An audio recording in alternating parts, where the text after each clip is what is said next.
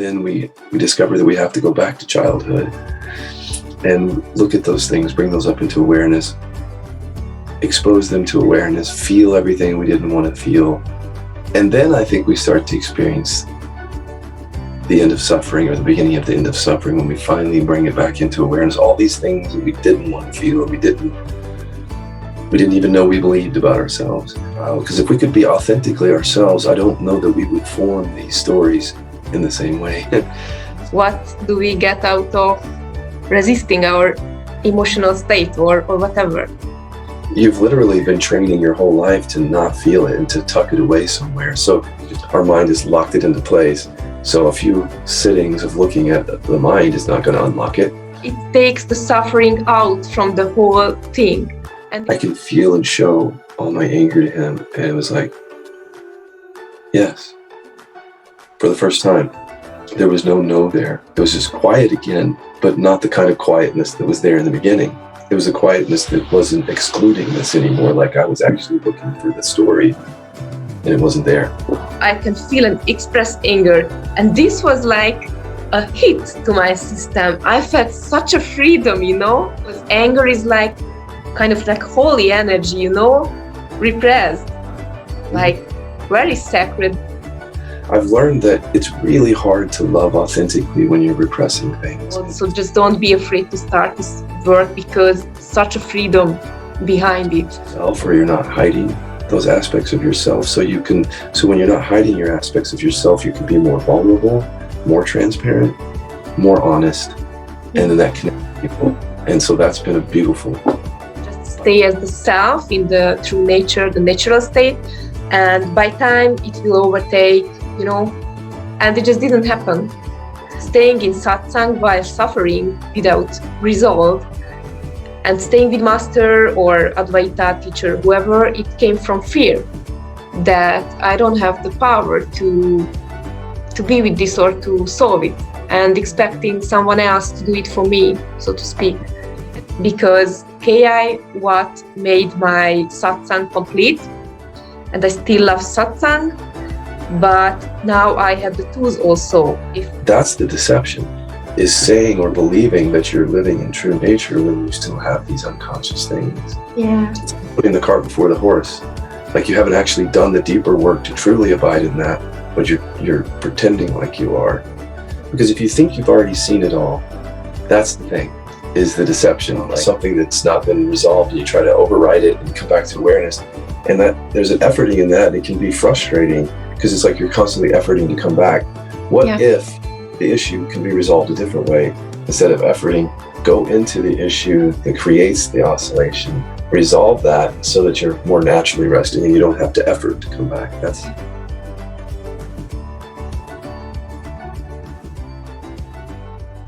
So thank you for accepting my invitation to talk. Yeah. Welcome everyone who is watching this series. And before we go into the topic that I planned today, I would like just to ask you to talk a little bit about that new space that you created and that the community has been creating. What's happening there and anything. I want to know about it.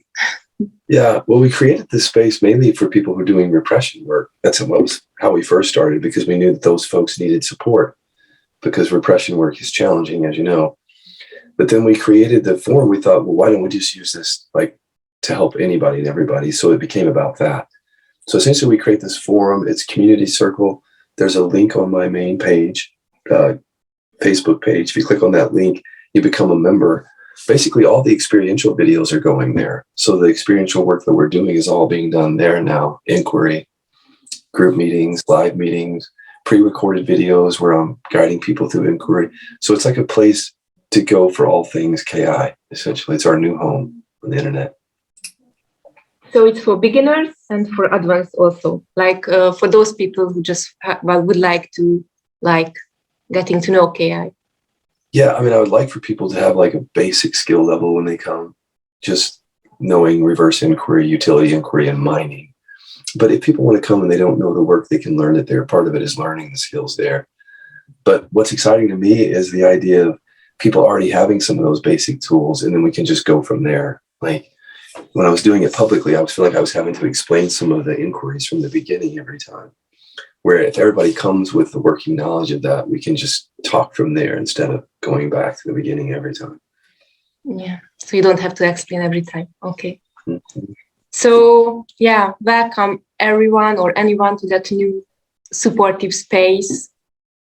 And yeah, so the topic for today that I planned is about suffering. I just feel that it would be so good to provide the whole spectrum about suffering. If people could see the whole spectrum, the whole picture, how suffering, from where it originates, how it comes to our lives, how we work with it, with KI, and what is after that. Like, I mean, for my mind, for a long time, it was, I just couldn't imagine that life is possible without suffering. And I've been slowly coming there, when I don't suffer my experience, so to speak. And I would like to talk about it, how it starts in the childhood, because we don't know what's happening in the childhood. It's like just we are there, things happen, we start to maybe initially like suppress. I have a feeling my mom doesn't like this, so I don't want to feel this. And I really just want to give a very clear understanding to people what suffering is and how can we come out of suffering and what it takes to come out of suffering. Yeah. So so it just came to my mind that in the beginning, when we are a child, we didn't really know that we are repressing, but it just happened because we received like certain reactions from the environment, from parents or brother, sister, whoever is there. And then subconsciously we start to like repress, okay, I don't want to feel this feeling then.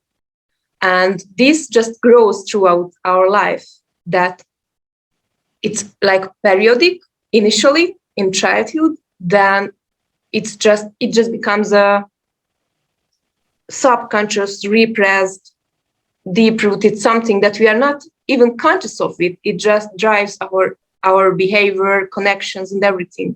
So just add something to it. Well, you already said a lot of it. Not only repression, emotional repression, but I've been really kind of honing in on lately how these deficiency stories start in childhood, in part because of repression. Because if you think about it, it's like if I can't be myself, whatever I am, I can't be that when I'm a kid, then I become some false version of myself. Like, and I tell stories that I'm not even aware I'm telling. Like that I'm not good enough, that I'm small, that I'm weak, that I'm a victim. And these seem to be connected to all the stuff that we're repressing as we're a child. Because if we could be authentically ourselves, I don't know that we would form these stories in the same way. Mm-hmm. So here we are as adults. And I think what's been interesting for us exploring this is how we really don't see how this starts. And it just sneaks up on us. And before we know it, we're adults and we still believe the same things. We're still repressing the same things. So yeah, that's the fascinating thing about it, is how it happens under the radar. Like we just don't see it. And then we get to be adults and we don't recognize why we're suffering. And then we discover that we have to go back to childhood and look at those things, bring those up into awareness, expose them to awareness, feel everything we didn't want to feel.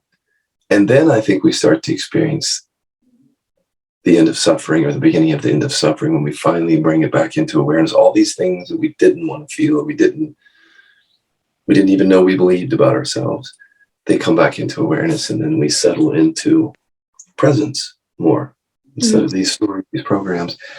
There's a lot you could say about all that, obviously. There's a little bit. Yeah, and that is interesting part, because you said, people, if they are watching and maybe they are new to this work or this approach, of course they will say, I want to feel what I feel. I want to be what I am, or I want to see if I'm repressing, but we are just not able to do it. I say, I want to feel what I feel, but I know from my experience that there are certain conditionings that carries like a memory or something, and the resistance is subconscious to that. So how can someone open it, like just to see that subconscious resistance to this, or why we resist in the first place? What do we get out of resisting our emotional state or whatever? What is the good out of resistance? Well, I think it's how we survive. Like if you think about when you were a kid, you couldn't express certain emotions. If you would express those emotions, you would have gotten, at least your mind would tell you, you would have gotten slapped, you would have gotten disciplined, you wouldn't have gotten your parents' love, it wouldn't have felt safe. So we do this, I think, out of survival.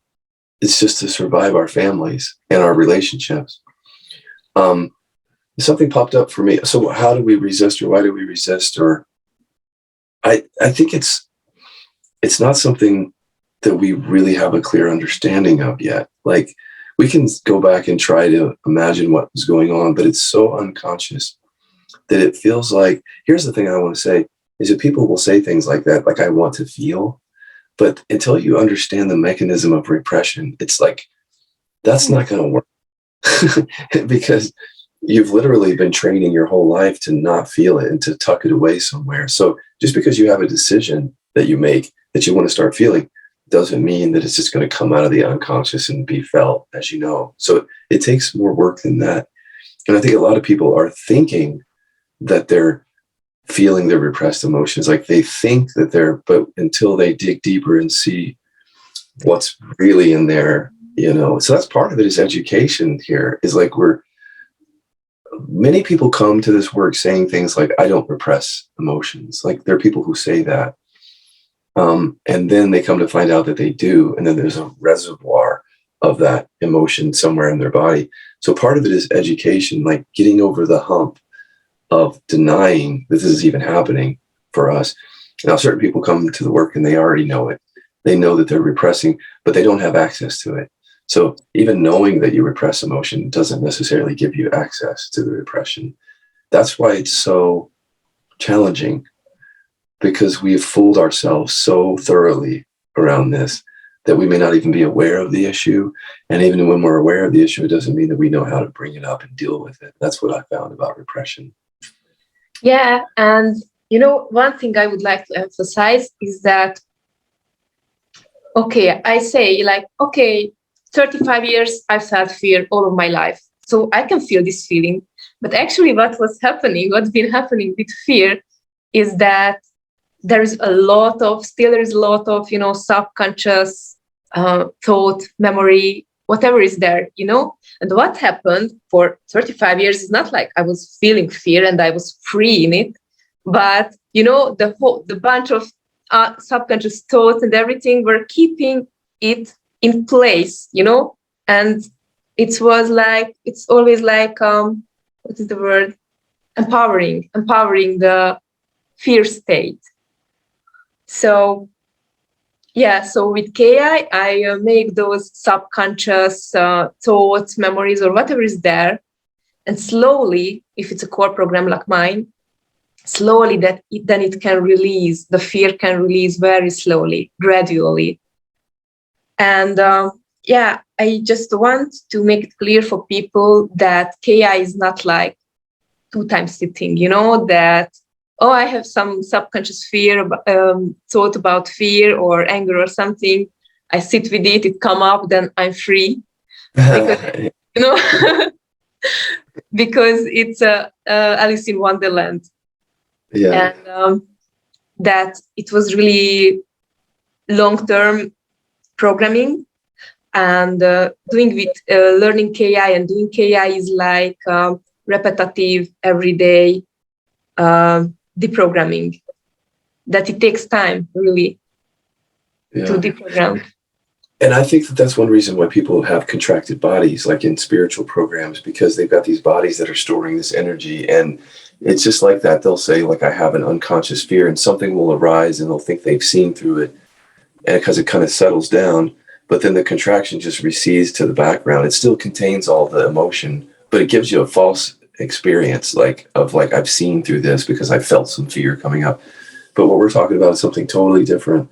We're talking about a mechanism in the mind which has tucked away fear in a way that you can't even detect that it's there, and that it's more like contraction or pain. So that's the first thing, is you might not even recognize that this contraction that you have is actually repressed emotion. So if you don't recognize that, you don't even know how to go about it. So you first have to kind of recognize that that's there.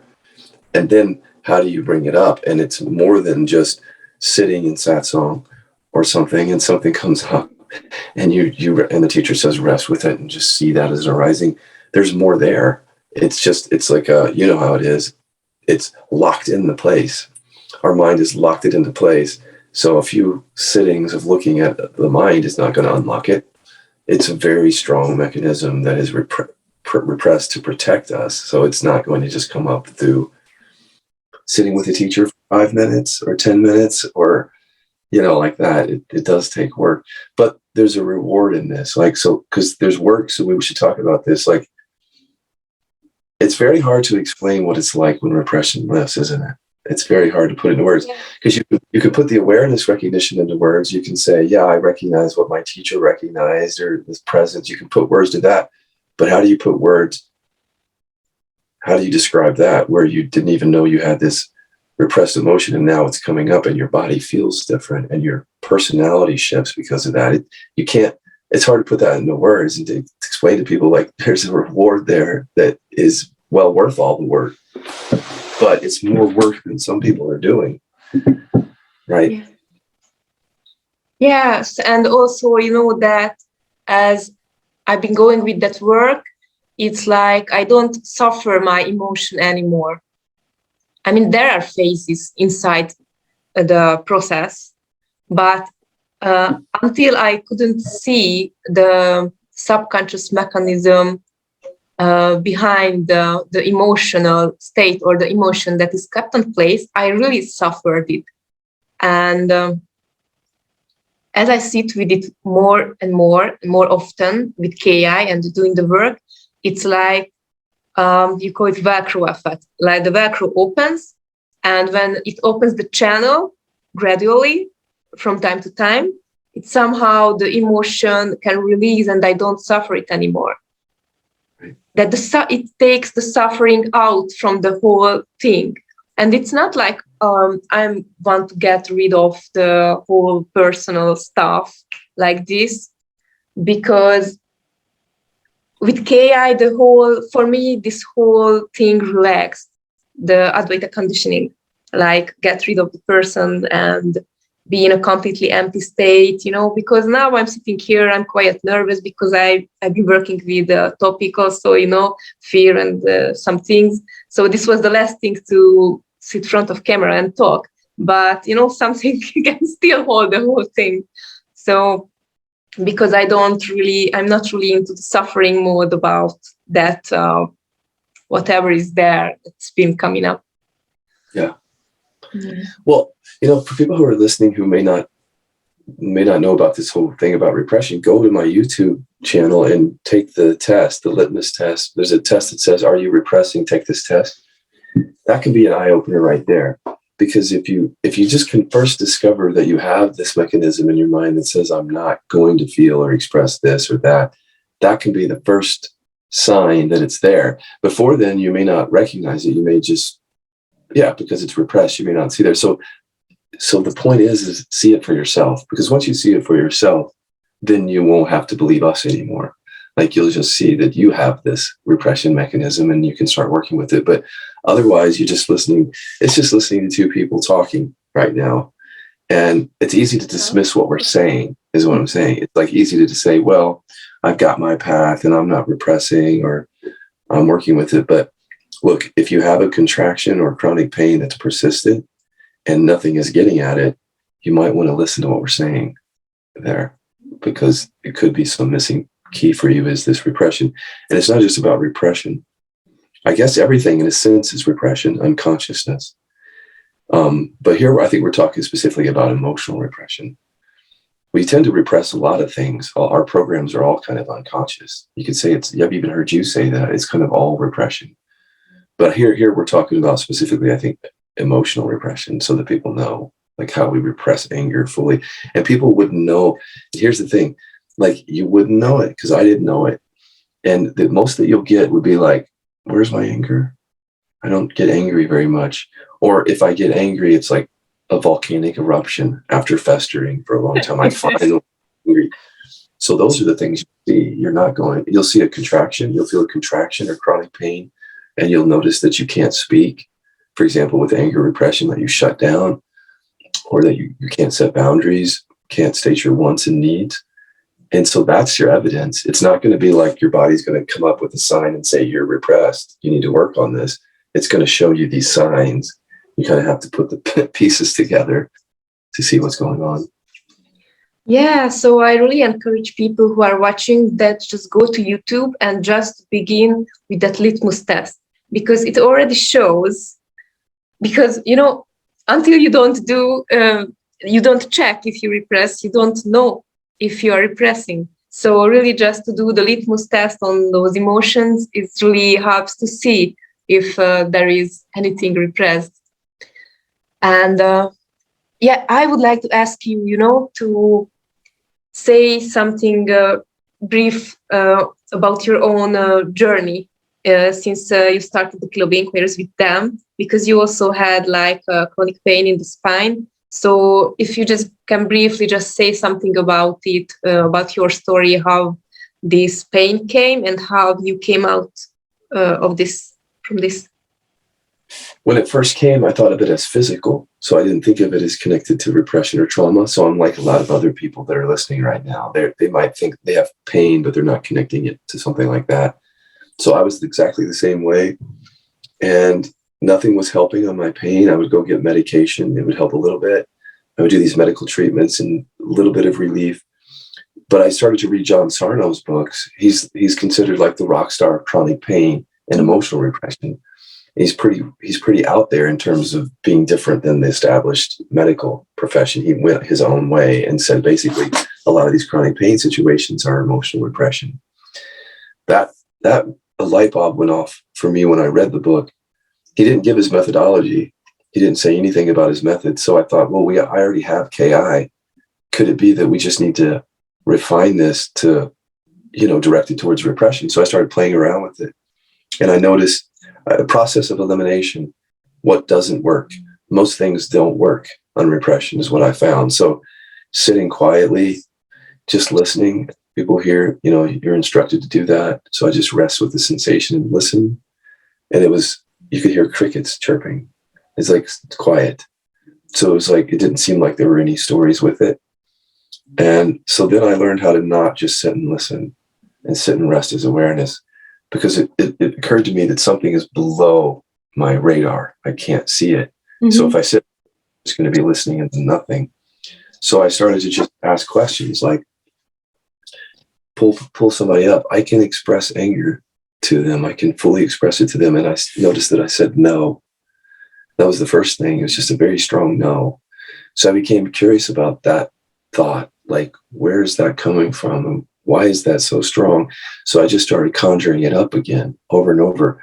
And the mind, every time I said that inquiry, the mind said no, or some version of no. So I didn't go down to the body. That's the difference, is that I didn't go down and feel and allow the pain and all that, because I had already decided this is pain and this is anger repression, and you're not going to feel the anger. The mind has already decided it. So I stayed with just witnessing the thought that would come up that said no. And I did that for several weeks, actually. Pretty much every day, a little bit. And then I was in my car one day, and it had already been getting weaker. So I was doing the inquiry, and it was already getting like a, you know how it is, it's like instead of a no, it's like a, no, I don't think so. Probably comes like, are you sure you want to express anger? It just lightens up. And then I was sitting in my car, and I said, I think I had my husband up in my awareness, and I said, I can feel and show all my anger to him. And it was like, yes. For the first time, there was no there. It was just quiet again, but not the kind of quietness that was there in the beginning. It was a quietness that wasn't excluding this anymore. Like I was actually looking for the story, and it wasn't there. And about that same time, or through the process of those kinds of inquiries, my pain was, the obstruction in my spine was getting smaller. I watched it get smaller. So it was an obstruction that started in my mid-spine and went all the way to my cervical area. And so as I was doing the anger repression, I could just see it shrinking, the form. And the nerve pain was incredible nerve pain with it emanating in all directions. That fell away. So the pain signal left, the obstruction started to, I was doing other inquiries. It wasn't just anger repression, but through those variety of inquiries, it just kept getting smaller and smaller. And I kept trusting it. Like, how far can I take this? And it got to like a physical sensation, which is what's left, but there's no pain. It's like a very subtle pinch that doesn't create any pain or discomfort. But it was all words and pictures all the way down in. Yeah. So basically, where you might think it's a physical sensation, it's actually found that there are words, layers of words and pictures that correspond to each layer of the pain. As I would work with that layer of pain would fall away until it got to something very small. So yeah, and strangely, I did all of that without ever really being in the body that much. And that's where people are getting it off, is right there, is because I think when I trace back what's happening is that people have, the first methodologies were about, see that you're not the thoughts, just stay with your thoughts or be up here in the head. And then the last 10 years have been like, no, come down to the body, feel it directly, be with it from awareness. And I just recognized that both of those were inadequate to deal with the repression. So I had something new had to come in, which is not just coming down to the body and not just observing thoughts that are conscious, but pulling up those ones that are deeply unconscious. That's the whole crux of it right there. Yeah, I mean, inquiry for me also brought up things that I never imagined that I have. And I think it was like 8 months ago that I intensely started using KI, but I really suffered, like when I found you, because I kind of, I was practicing from time to time since 3 years, but I wasn't really deep in KI because I didn't have a very strong pain in the body or something like this, or I've distracted myself with something, with satsang and spiritualism. And I can remember that before I reached out to you, I was in that much pain with colon inflammation that I couldn't get up from that couch. And I was like, I was really like, for weeks, the pain didn't decrease at all. And I was like, I tried everything. I'm here, I know awareness, I know who I am. I tried a couple of somatic tools and therapeutics tools and everything. And I was like at the edge of like giving up. And the thought of death was relief. And this only if you went through like really deep pain that doesn't go away, then the thought of death is like best friend, Mm-hmm. And I remember that I was like, okay, life sent someone who can help me with this, or I'm going to rest somewhere. Yeah. And I remember we started to contact, and you helped me with inquiry, and within 2-3 days, most of the pain was gone. It was like 20-30% of the pain. And for me that time, this was like, oh my God, I feel that I'm alive again.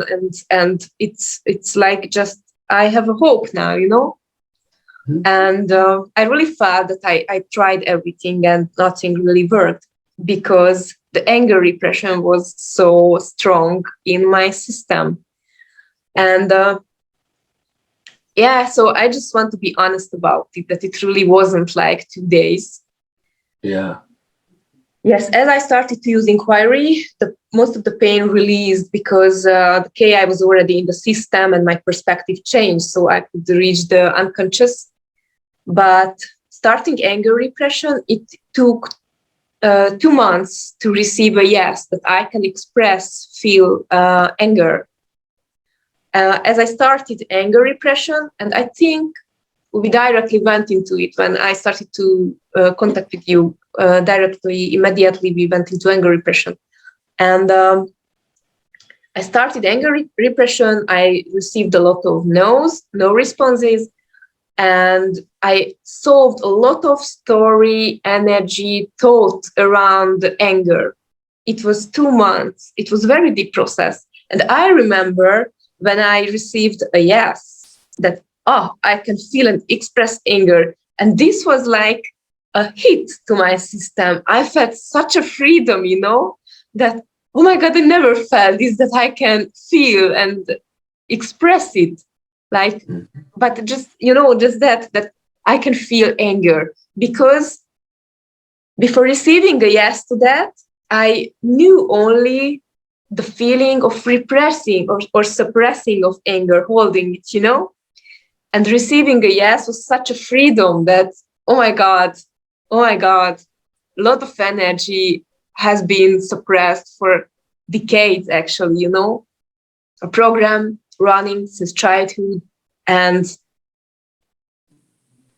it's like holding myself back and all the energy within, because anger is like kind of like holy energy, repressed, like very sacred. The whole thing is very sacred in a way, because all emotions and everything is like, maybe it's oversimplistic explanation, but this is all just energy, energy repressed or suppressed sometimes when we do it consciously, like, and I felt like, what a blessing, what a freedom. And I remember that night when I received the first yes and energy started to flow, and I felt my being more vivid and alive. I couldn't sleep, because my mind just wasn't there. And I was like, I just don't want to sleep. And I didn't feel sleepy, actually. But it was just so good in the body, like, I just want to feel this. I don't want to fall asleep.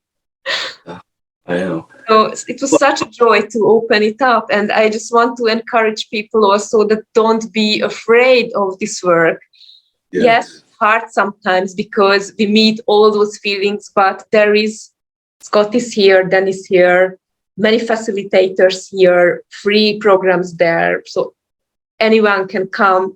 It's a community, so we hold each other, like nurturing each other, and everyone is held. So just don't be afraid to start this work, because such a freedom behind it. And the result is freedom. Because I wrote down why lift repression, like somebody listening to us, like hearing that you did it for several weeks or a couple of months, or I did it for a while, like, why would you do that? Let's talk about that, because it's hard to explain the freedom, isn't it? Like I listened to you try to explain it, but it just really is hard to put it into words. But let's just talk about some of the benefits so that people can hear it, like personal benefits in your life, so that people can hear like real human experience, so that it's not spiritualized into, abstract. It's like, this not only did it heal my pain, which is, and enough is that's enough. If it heals the pain, if nothing else happens, I'm okay. Yeah, because if you live in constant pain, if it's gone, it's just it's bliss. I mean, the absence of pain is bliss when you have pain. But the other benefits are that through that process, I've learned that it's really hard to love authentically when you're repressing things, and especially in a close relationship, because it's like, I'm not even showing up fully, in the relationship. And so I have to show up fully first before we can even connect. So if I'm hiding this feeling or that feeling or these thoughts and that thought, then I'm not being fully myself. I'm not being authentic. So then how does the other person relate to that if I'm not even giving? And then if that person's not giving all of themselves, it's difficult to connect on a heart level because of that. So what I noticed is, one of the first things I noticed was like spontaneously, I could just speak more. So what I mean by that is, like, how when maybe you don't, but you do, but maybe people don't. When you're contemplating saying something, you can get in your head a lot. You can sit and roll it around in your mind, like try to rehearse it and everything, and it stops you. And then even after you speak, if you're a repressor, you're like, did I hurt their feelings? Did I say it wrong? And all of that attention that you're giving to that impedes your ability to just be yourself, like to express. And what I noticed is that as all that quieted down, I would just spontaneously say things. people. They weren't mean necessarily. They were just very direct. And I've always been direct, and people have said that about me. But when you're repressing anger, it doesn't matter. Like, you still can't fully be authentic when you're expressing or repressing anger. And as direct as I was able to be, I still was repressing anger. And repressing the anger still repressed the voice. Yeah. And I couldn't say what I needed necessarily or what I wanted. It was harder to set a boundary with people. So all that improved just from, as a byproduct, just happened from the anger repression. And then there's a few things that I can't put into words because I'll just try to speak to it. But like, loving is easier. Yeah. And you see what I mean? Like, and that's like the rational mind. Well, how would that work? Like, if you come out of anger repression, why would that affect your ability to love? But it does. And I think it just has to deal with authenticity. Like, that's part of it, is you're just showing up your natural self, or you're not hiding those aspects of yourself. So when you're not hiding your aspects of yourself, you can be more vulnerable, more transparent, more honest. And then that connects people. And so that's been a beautiful byproduct of all this, is being able to, I don't know how to put words to it, but we've used the word empowerment, and it kind of speaks to it. If you've lived your whole life repressed and submitting to other people and conforming to what they want, suddenly now you don't have to do that. Yes. The normal feels like empowerment. Yeah. So I want to ask you a question, since you're interviewing me, because I think you have some very unique experience now, which is you were on the non-dual path, and you had the issue where your body was stopping you. You shared that. And so think about all those people that might benefit from hearing your experience around that. Like, that there are people around the non-dual teachings who are suffering, and their suffering isn't being met because of these issues. What would you say to them to try to get them to be more open to this? Like, what are the barriers that you think that they have? Yeah, so I write a lot about it, and I also speak a lot about it. And it's not because, Advaita is that bad or whatever, or it just doesn't work and throw it in the trash or whatever. It's not there. I love Advaita, and for me also it helped a lot, the eye watching and those exercises. But it was, if it's an iceberg, then it was what I could reach in myself with Advaita. It was the top of the iceberg. And after doing the 7 months of intense KI, I could see like the whole body of the iceberg I just couldn't reach. And it's not because of Advaita is bad. I still love it. It's so sweet. It's so sweet to experience the self and just be directed there. But it couldn't really reach those repressions that I really suffered. And the last years on satsang, for me, was really like, and I can share only my experience, so whoever can understand it can, maybe they change their mind. But the last years was really like, I really wanted to be only awareness. I wanted to bring awareness to everything. I really wanted to love myself. So it was there. The intention was there. The intention was good. But I didn't have the tools to reach all those anger repression, joy repression, fear repression. And I didn't even have the thought that it's that much is still there. I mean, I had bodily symptoms, so I could see that there must be something. But it was very foggy because nobody told me that it's that much, or it's rooted in childhood or whatever. So just being in satsang and listening to those pointings, some of them worked, some of them didn't work. After a while, it was quite damaging to stay in that field, in that satsang field, where you just lean back and observe everything what is there, because I was observing everything what is there, and I did the eye watching to watch my personality so I can look at it or whatever, but I couldn't change it. I couldn't bring it up, and I became more and more tensioned and more angry with myself that I couldn't follow the teacher's pointing because he told me what to do, but I just couldn't do it. I just couldn't bring it up. And one pointing was that I often received from my teacher is that just stay as the self in the true nature, the natural state, and by time it will overtake, and it just didn't happen. Mm-hmm. And after 3-4 years waiting to it to overtake, and so everything will fall away by time, and when it doesn't happen, then you just become more disappointed. And I see my friends in the community, and it hurts, it hurts when you see others suffering, repressing, and they just do it because they don't want to leave the master, or they have to be faithful for something, whatever is there. I don't know. I don't judge it. I did the same. So, yeah.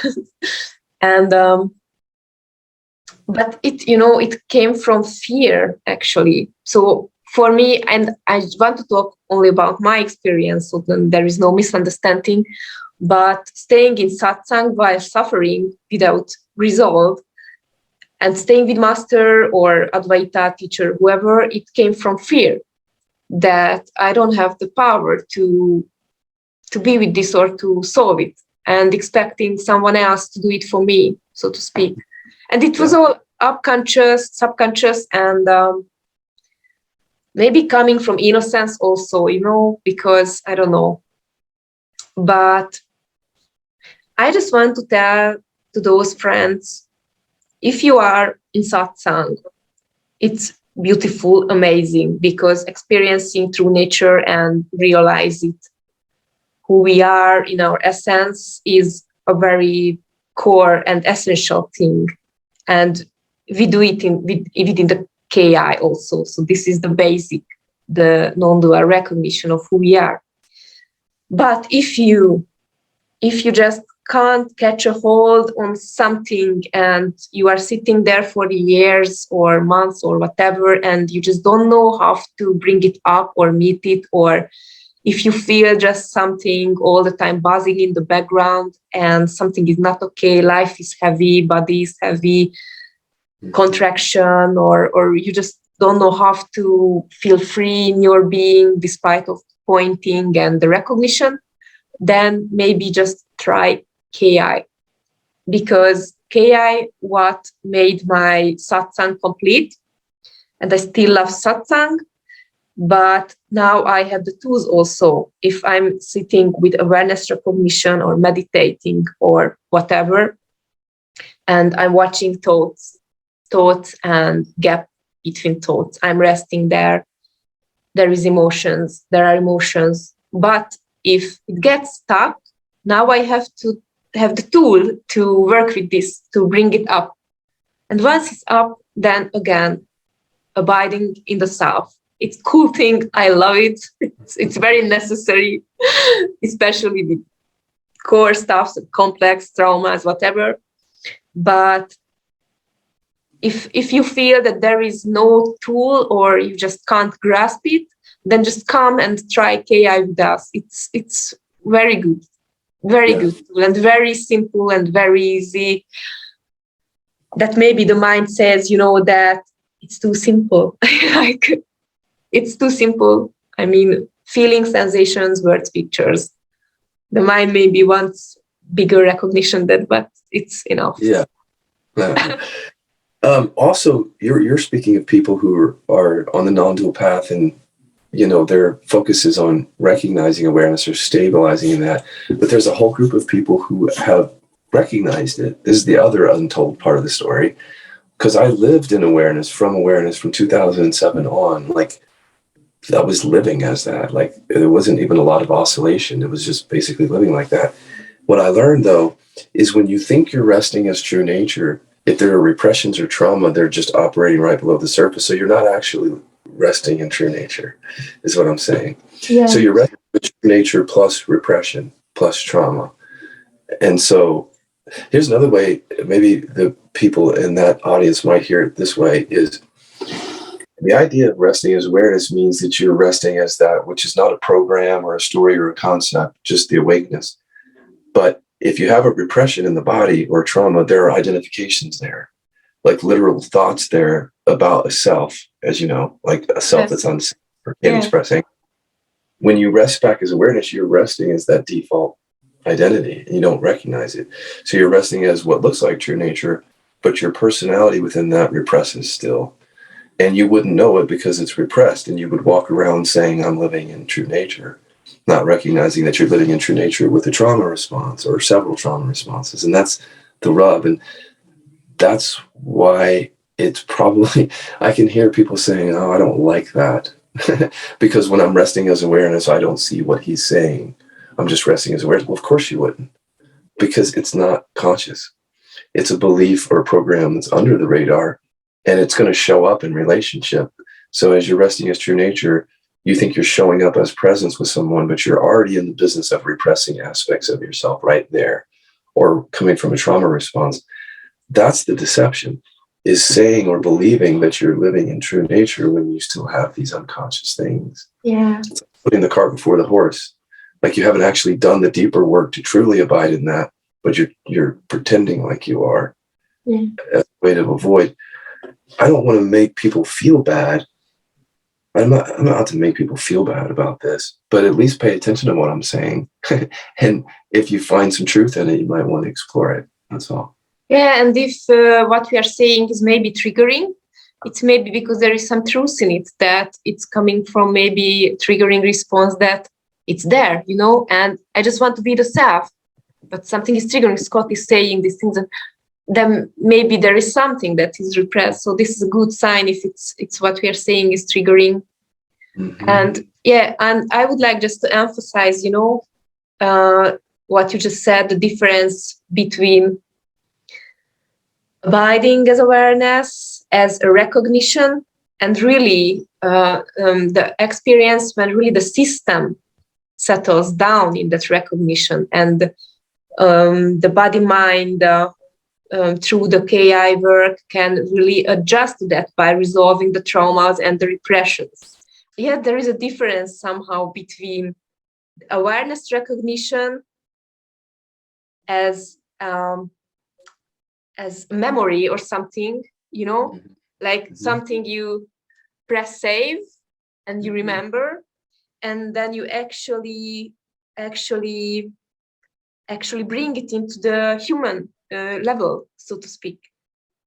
The difference between these two, maybe because, you know, if we leave awareness recognition for years with the thing inside the body, with the repression, with the trauma or whatever, we use these words very often, then you don't see if there is a deeper clarity, if there can be a deeper clarity of awareness. You know what I mean? I'm trying hard here because it's just coming. You can't see what you can't see. That's just it. Like, isn't that the way it is? It's like before you got here, you couldn't see all this. But now you can see, and you can't tell people who haven't seen it because they have to see it for themselves. Otherwise, they're just listening to us like secondhand knowledge. Like you have to experience what we're saying, and those insights do come. Like it's just like you're saying, and there's no way. It's very hard to explain. Very hard to put that in words. But I do see what you're saying. When we refer to a memory, if I understand you right, a remembering an experience or the recognition, that's different than coming to it quite naturally by looking at something where something gets unpacked and kind of falls away naturally, and then the awareness just shows up naturally. I think some people that's something I talked about yesterday. Some people, and I did this a lot too, is like you're kind of forcing yourself to come back to awareness, which is fine. That's part of the practice, is come back, come back, come back. But what I'm saying is, in doing that, and coming back, you may not see some of these things that we're talking about. You may not have insights because they're not going to show up from just coming back to awareness. They're going to show up from looking into the phenomena that's here, that's unconscious, and that's how the insight's going to show up. I don't know if I'm putting good words to it. I'm trying, but it's challenging. Yeah. So this is why I go to YouTube, check out, find the litmus test, if somebody is listening and just feels that something resonates, or there is some resistance, or there is something in it, maybe just go and do the litmus tests, because then it can be revealed, or you can start just to experience how it is to consciously see these things, because it goes back to the root, and to seeing from there really liberating, because you didn't see it before. So if anything just resonates, just do the litmus test. That's all. Just start to know. I actually like that. You can't see what you can't see. I've said that to myself for years, and I think it's a really rich insight. And so what I think it helps is to help people stay open, because if you think you've already seen it all, that's the thing, is the deception. Like if you stop having beginner's mind and you think you've seen it all, that can stop you in your tracks. There's a real thing about openness here, as you know, like to be open, to continue to explore, rather than just planting our flag in the ground like I am true nature and then stopping. Like, because these little things hold out on us, like these little unconscious things. And if you don't have the openness to continue looking, you can put your flag in the ground too early. Yeah, one more thing I want to say, because then we have to go, because we start our group. I hope I didn't lose the thought. Oh, it was very nice though. Yeah, so yeah, I somehow just want to make it clear that awareness recognition with the thing inside, with the repression, is already very nice, but I had to recognize that it's just a phase, it's just a state, and it's very important to see that it's possible to resolve this and be completely free, because then I don't have to remember the awareness or consciously be awareness or anything. This is already a very good state, but there is still a way to go. And I just want to tell people, that it's possible to be awareness without the suffering inside that's caused by repression. So in KI, as I go in the process, I can see that this was already okay, nice. I have awareness and I have repression inside. Now I have awareness and I work with the repression inside, and I have those phases and periods when I can feel that, okay, I'm going somewhere. KI works, and I have those phases when it's completely relaxed. And now I know where I'm going, that complete healing, this stuff is possible, like the human healing is possible. And it's not a lifetime thing. It just takes some time. Yeah, and I would take it one step further, that if there's people out there who they're finding a lot of efforting to come back to awareness, the efforting sometimes is trying to override the body or the repression or the trauma, something that's not been resolved, and you try to override it and come back to awareness. And that there's an efforting in that, and it can be frustrating, because it's like you're constantly efforting to come back. What if the issue can be resolved a different way? Instead of efforting, go into the issue that creates the oscillation, resolve that so that you're more naturally resting and you don't have to effort to come back. That's you said it well that way. The efforting can go away as we start to actually explore. Yes, thank you. Thank you. Okay. That's it. Yes. Yeah. Okay, thank you. Yeah, thank you. So much, and thank you everyone for joining today. And just go to YouTube, Scott Kiloby litmus test, and just do it if you feel to. Thank you, Scott. Bye.